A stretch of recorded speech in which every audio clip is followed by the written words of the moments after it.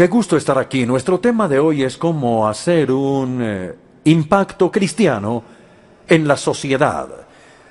Una de las preguntas más importantes que enfrentan los cristianos en cualquier época y en cualquier lugar es esta: ¿qué valores y estándares van a dominar nuestra cultura nacional? La mayoría de países actualmente son cada vez más pluralistas, tanto en la religión como en lo racial. Es decir, el cristianismo, el islamismo, el secularismo, el materialismo, las religiones antiguas, los cultos modernos, todos compiten por el alma de Gran Bretaña hoy. Y la pregunta es, ¿cuál de ellos va a ganar? Para los cristianos esto es, antes que nada, una pregunta evangelística. ¿Será que a Jesucristo se le va a dar el honor que se le debe a su nombre? Si Dios ha exaltado a Jesús a lo máximo, lo ha exaltado a su diestra, a un lugar de supremo honor y gloria y poder, y le ha dado toda autoridad en el universo. La pregunta es, ¿será que toda rodilla se va a doblar ante Él y toda lengua va a confesar que Él es lo que es decir, el Señor? Entonces es una pregunta evangelística, pero también es una pregunta social y también cultural. Los cristianos van a poder influenciar a Gran Bretaña, pero de forma que los valores y los estándares del reino de Dios impregnen toda nuestra cultura nacional. ¿Y qué queremos decir con cultura nacional? Tiene que ver con el consenso sobre asuntos morales, con una perspectiva igualitaria de hombres, mujeres y niños, la defensa del matrimonio y de la familia, el respeto por la santidad de la vida humana, incluyendo la vida de los que no han nacido, de los discapacitados, la tercera edad, la administración de justicia, la conducta en las empresas y las industrias, la educación de la juventud, el reconocimiento de los derechos humanos, especialmente de las minorías étnicas, la preocupación por quienes no tienen casa ni empleo, por las personas atrapadas en el ciclo de la pobreza, la actitud frente a la disidencia, el trato a los delincuentes, la administración del medio ambiente, el uso del poder, y así podría seguir con esta larga lista. Y todo esto tiene que ver con la forma de vida de los ciudadanos. Es lo que queremos decir como cultura nacional. Espero que ustedes estén de acuerdo conmigo en que no cabe duda de que el Señor Jesucristo quiere que sus valores, lo mismo que sus estándares, prevalezcan, porque en la Escritura se nos dice que Él ama la justicia y odia la iniquidad. Él envía a su pueblo al mundo para predicar el Evangelio y hacer muy buenos y nuevos discípulos por un lado, y para endulzar toda la comunidad por otro lado, y hacerla más agradable a Dios y más justa y participativa y más libre. Estas son las mega argumentaciones con las que empezamos nuestra sesión de hoy. Y la pregunta es, ¿cuál es la base bíblica de estas argumentaciones? Pueden ver en su resumen que esta noche vamos a estudiar las implicaciones de las metáforas sobre la sal y la luz que el mismo Jesús eligió. Permítanme leerles Mateo 5, del 13 al 16, o pueden seguir la lectura en sus Biblias. Mateo 5, versículo 13, las palabras de Jesús en el Sermón del Monte. Ustedes son la sal de la tierra. Pero si la sal se vuelve insípida, ¿cómo recobrará luego su sabor? Ya no sirve para nada, sino para que la gente la deseche y la pisotee, material para pisotear. No se puede echar absolutamente en nada, no sirve. Y luego él continúa, ustedes son la luz del mundo, una ciudad en lo alto de una colina, no puede esconderse ni se enciende una lámpara para cubrirla con un cajón. Por el contrario, se pone en la repisa para que alumbre a todos los que están presentes en la casa y hagan brillar su luz delante de todos. Continuó Jesús, para que puedan ellos ver las buenas obras de ustedes y alaben al Padre en el cielo. Todos estamos muy familiarizados con la sal y la luz. Supongo que son dos de las necesidades más comunes de todas las casas. Se encuentran prácticamente en cualquier casa de cualquier cultura en todo el mundo. Ciertamente Jesús las utilizó en la Palestina de su día y todo el mundo las usaba en esos días. Seguramente conoció la sal y la luz desde su juventud. Muchas veces seguro vio a su madre María utilizar sal en la cocina y en esos días antes de que existiera la refrigeración, la sal no era utilizada tanto para sazonar, sino más bien por sus efectos de preservación y antisépticos. Así que María le ponía sal al pescado, frotaba la carne con sal y luego lo sumergía en agua salada y encendía las lámparas de aceite cuando oscurecía y no veía nada. Entonces son imágenes o modelos muy familiares. La pregunta es si Jesús eligió a su gusto estos modelos, ¿qué había en su mente al hacerlo? Yo creo que Jesús buscaba indicar el impacto o la influencia que él quería que sus discípulos tuvieran en el mundo. ¿Qué quería decir? ¿Qué podemos deducir legítimamente de la elección que él hizo de estas dos metáforas? Es la pregunta que espero que no solo nos hagamos, sino que respondamos esta noche. Mi respuesta a la pregunta es que con estos modelos de la sal y la luz, Jesús estaba enseñando 4 verdades claras sobre sus seguidores. Ustedes tendrán que decidir si creen que mi exégesis es legítima o no. Espero que en este momento ya tengan buenos principios de interpretación bíblica y que puedan determinar si lo que estoy diciendo es verdad o no. Primera verdad. Estas dos imágenes, la sal y la luz, contrastan dos comunidades o las ponen como antítesis entre sí. Por un lado está el mundo. Ustedes son la luz del mundo que con toda su maldad y tragedia es como una noche oscura. Y por otro lado está el ustedes que son la luz del mundo oscuro. O nuevamente por un lado está el mundo como una carne podrida o un pescado descompuesto, mientras que por el otro lado está el ustedes, quienes tienen que ser la sal de la tierra y prevenir la descomposición social. Nosotros podemos decir en nuestro propio idioma español que las dos comunidades son tan diferentes como el negro del blanco o el agua del aceite, pero Jesús eligió metáforas distintas y dijo que nosotros debemos ser tan diferentes como la sal lo es de la descomposición y como la luz de la oscuridad. Yo creo que ustedes saben, porque todos son buenos estudiantes de la Biblia, que este es un tema fundamental de toda la Biblia, es decir, que Dios ha llamado a un pueblo para sí mismo que debe ser diferente. Este pueblo debe ser su pueblo especial, que debe ser diferente de la cultura predominante que lo rodea. Sean santos, dice Dios a su pueblo, como yo soy santo. Quiero darles algunos ejemplos, primero del Antiguo Testamento. En Levítico, capítulo 18, Dios le dice a su pueblo a través de Moisés: no imitarán ustedes las costumbres de Egipto, donde antes habitaban, ni tampoco habrán de imitar las de Canaán, a donde yo los conduzco. No se conducirán según sus estatutos, sino que pondrán en práctica mis preceptos y observarán mis leyes. Pueden ver que hay un llamado para ser fundamental y radicalmente diferentes del mundo que nos rodea. Ahora pasemos al Nuevo Testamento y al Sermón del Monte. En Mateo capítulo 6 se registra exactamente que Jesús dijo: no sean como ellos.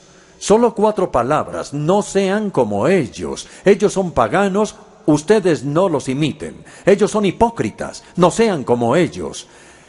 Y si pasamos de los evangelios a las epístolas, veremos que hay una palabra maravillosa en Romanos capítulo 12, versículos 1 y 2. No se amolden al mundo actual, sino sean transformados mediante la renovación la renovación de su mente. Es la primera lección. No creo que sea convertida, creo que sea muy claro que Jesús nos llamó a ser radicalmente diferentes del mundo que nos rodea. Los cristianos deben penetrar o impregnar la sociedad. Aunque somos espiritual y moralmente distintos, no debemos estar aislados del mundo. Por el contrario, hagan brillar su luz delante de todos. Permitan que la luz penetre en la oscuridad. No enciendan la lámpara para ponerla debajo de la cama. No la pongan en algún lugar escondido. Pongan la lámpara en una repisa y permitan que la luz ilumine la casa. En otras palabras, permitan que las buenas noticias de Jesucristo, quien es la luz del mundo, se esparzan por toda la sociedad, por sus palabras y sus obras. Y si eso se aplica a la luz, también se aplica a la sal. La sal debe penetrar la carne. La lámpara no sirve para nada si se guarda en un lugar escondido, y la sal no sirve para nada si se queda en el salero o en el recipiente de la sal, como lo llaman algunos. La luz debe brillar en la oscuridad y la sal debe penetrar en la carne. Entonces, nuevamente creo que van a estar de acuerdo conmigo en que ambos modelos y metáforas ilustran el proceso de penetración o infiltración o impregnación. Pero aún así muchos de nosotros nos ponemos en un lugar escondido y nos quedamos cómodamente sentados en los aleros eclesiásticos elegantes.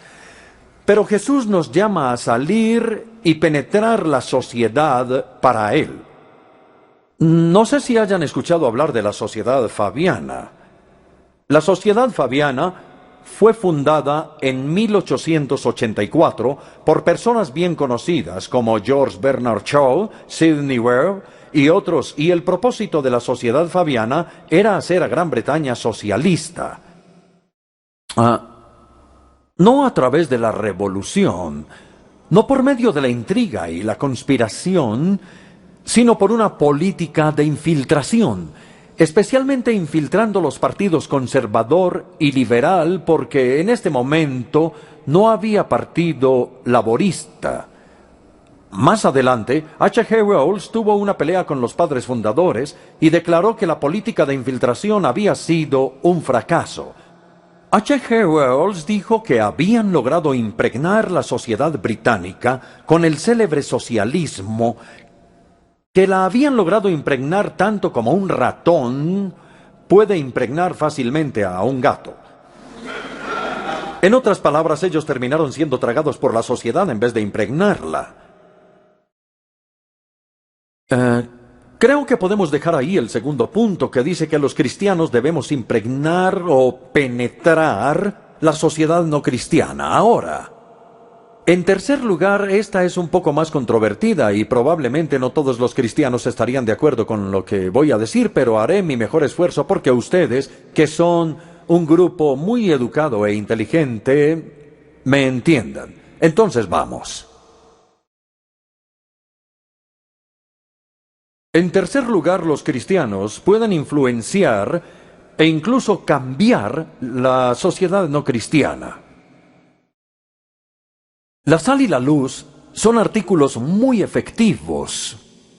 Cambian el ambiente en el que son o pueden ser introducidos. Y así, cuando la sal es introducida en la carne o en el pescado, algo sucede. Se previene la descomposición bacterial. Cuando la luz se enciende, algo sucede. La oscuridad se disipa. Además, la sal y la luz tienen efectos complementarios. La influencia de la sal es más que todo negativa, previene la descomposición bacterial. Pero la influencia de la luz es más que todo positiva, ilumina la oscuridad. De esta manera, Jesús pretende que la influencia de los cristianos sea tanto negativa como positiva.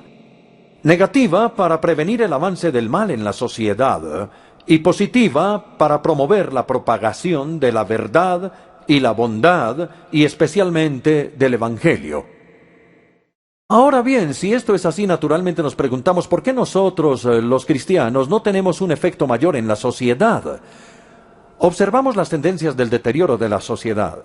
Vemos la injusticia social, el conflicto racial y étnico, el desempleo y la pobreza, personas en la calle, corrupción en los lugares de preeminencia, promiscuidad sexual y el aumento del SIDA, y una falta de valor hacia la santidad de la vida humana. Son algunos estándares que vemos alrededor de nosotros y que muestran el deterioro de la sociedad.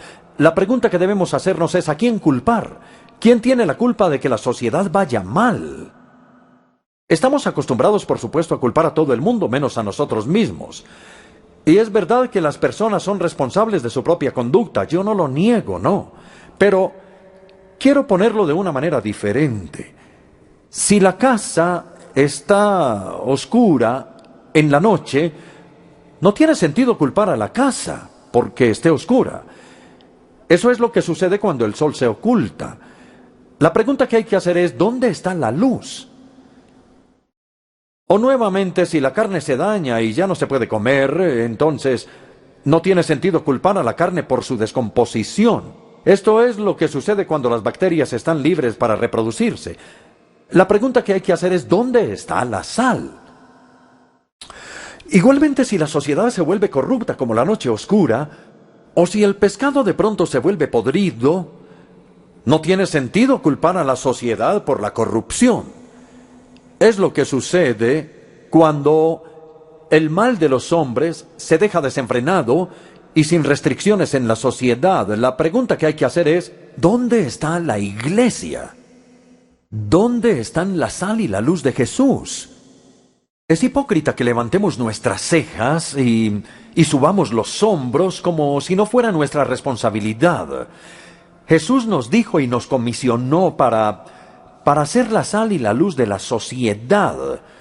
Por consiguiente, si la oscuridad y la descomposición abundan, en gran medida es nuestra culpa y debemos aceptar gran parte de esa culpa.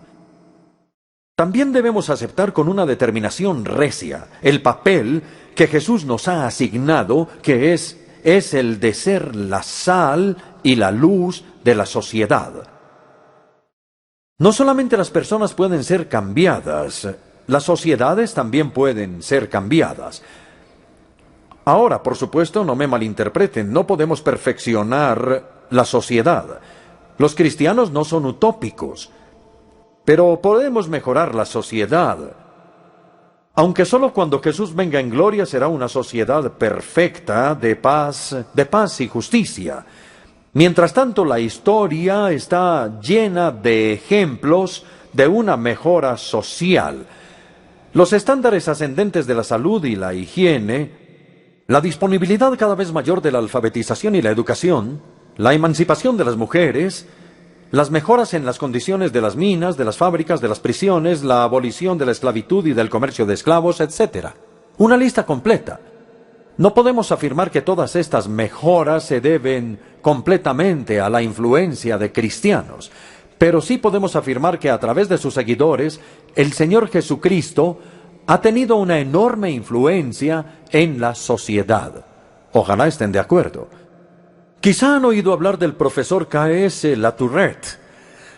Hace algunas décadas, cuando él era profesor en la Universidad de Yale o de la Escuela de Divinidades de Yale, el profesor Latourette escribió una historia de 7 volúmenes sobre la expansión del cristianismo.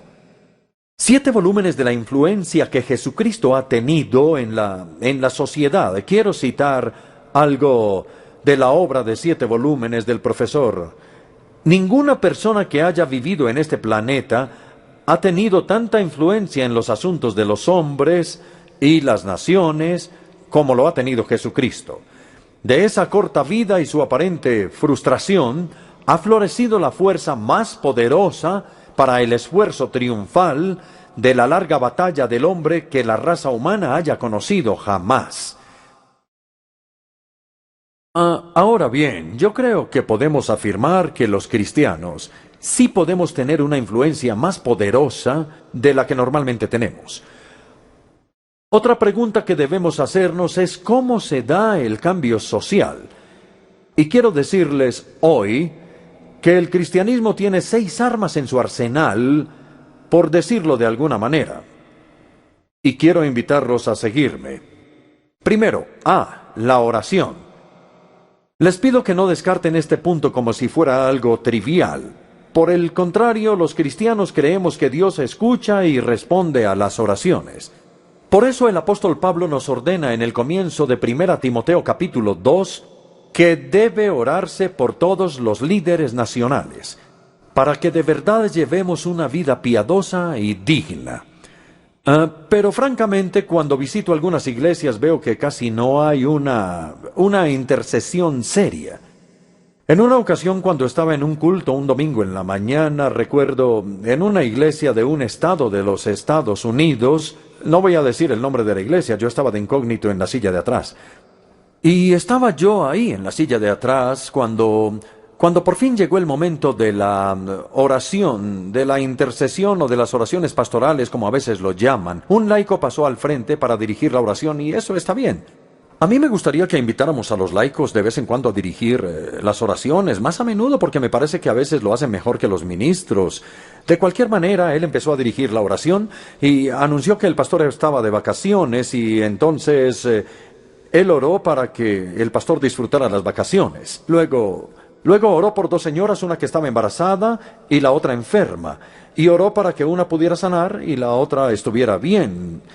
Luego regresó a su silla. Ahí terminó la oración. Debió de haber durado 30 segundos o quizá 1 minuto. Yo me fui pensando, estas personas están adorando en realidad a un Dios de la aldea, un Dios que no está interesado en el mundo de afuera, sino más bien en sus cosas peculiares.